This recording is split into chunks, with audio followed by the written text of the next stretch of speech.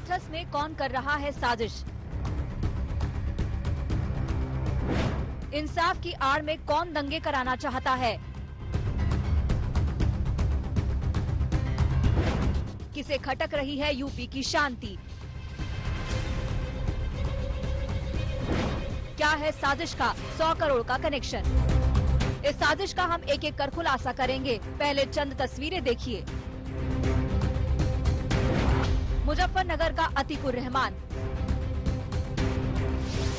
बहराइच का मसूद अहमद, यूपी में ही रामपुर का आलम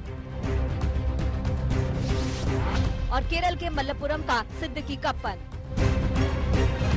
सोमवार को ये चारों मथुरा से पकड़े गए। इन चारों के पीएफआई से संबंध बताए गए। पीएफआई पर जांच बढ़ी तो सबके होश उड़ गए। हाथरस को जलाने की बड़ी साजिश थी। विदेशी पैसे से हाथरस की बोली लग चुकी थी। मथुरा के टोल प्लाजा पर जिन 4 संदिग्धों की गिरफ्तारी हुई थी कि ये चारों पीएफआई से जुड़े हुए लोग हैं, बकायदा उन पर जो एफआईआर हुई है उसमें यूएपीए धारा का जिक्र है और ये वो धारा है जो देश विरोधी गतिविधियों में लिप्त होने पर अमूमन लगाई जाती है। ये वो एफआईआर की कॉपी है और इस एफआईआर में आप देख सकते हैं कि कई तरह की गंभीर धाराएं इन लोगों पर लगाई गई हैं।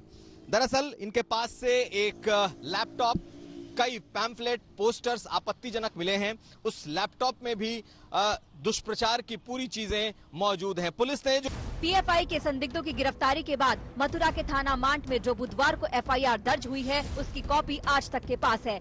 एफआईआर में चारों पर संगीन इल्जाम लगाए गए हैं। एफआईआर के मुताबिक जांच में पाया गया है कि चारों संदिग्ध शांति भंग करने के लिए हाथरस जा रहे थे। एफआईआर में आरोप लगाया गया है कि कुछ असामाजिक तत्वों द्वारा जानबूझकर सामाजिक विद्वेष, जातिगत तनाव और देश के सांप्रदायिक सद्भाव को प्रभावित करते हुए हाथरस केस की आड़ में प्रदेश में दंगा भड़काने का कुत्सित प्रयास था। यही नहीं, कहा गया है कि लोग जातिगत आधार पर समाज में भय और दंगा भड़काने की नीयत से धरना प्रदर्शन आयोजित कर रहे हैं। एफआईआर में हाथरस की पीड़िता को इंसाफ दिलाने की आड़ में चंदा जुटाने की कोशिश का भी आरोप लगाया गया है।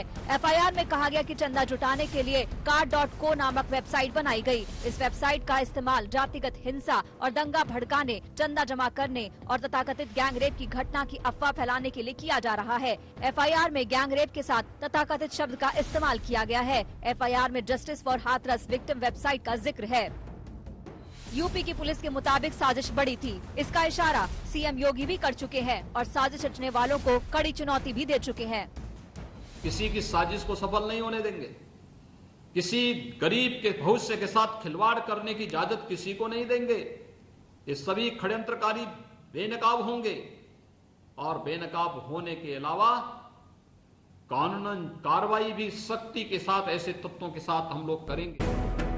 पीएफआई के चारों संदिग्धों की गिरफ्तारी के बाद कल एक और खुलासा हुआ है। वो खुलासा है 100 करोड़ की इंटरनेशनल फंडिंग का। यूपी सरकार के सूत्रों के मुताबिक प्रवर्तन निर्देशालय की शुरुआती रिपोर्ट के मुताबिक जाति दंगा फैलाने के लिए पीएफआई को 100 करोड़ से ज्यादा की फंडिंग हुई। अकेले मॉरिशस से ही 50 करोड़ आए। आरोप है कि हाथरस में न्याय की आड़ में माहौल बिगाड़ना था। हाथरस केस के बहाने जातिगत संघर्ष का बारूद सुलगाना था। लोगों को भड़काकर जातियों के टकराव को बढ़ाना था। जातियों के टकराव को बढ़ाकर हाथरस में दंगे करवाना था।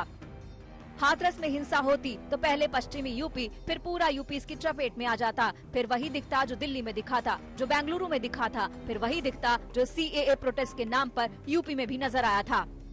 पीएफआई के गिरफ्तार चारों आरोपियों को कल 14 दिन की न्यायिक हिरासत में भेज दिया गया है। आरोपों और एक्शन पर पीएफआई की सफाई भी देखिए।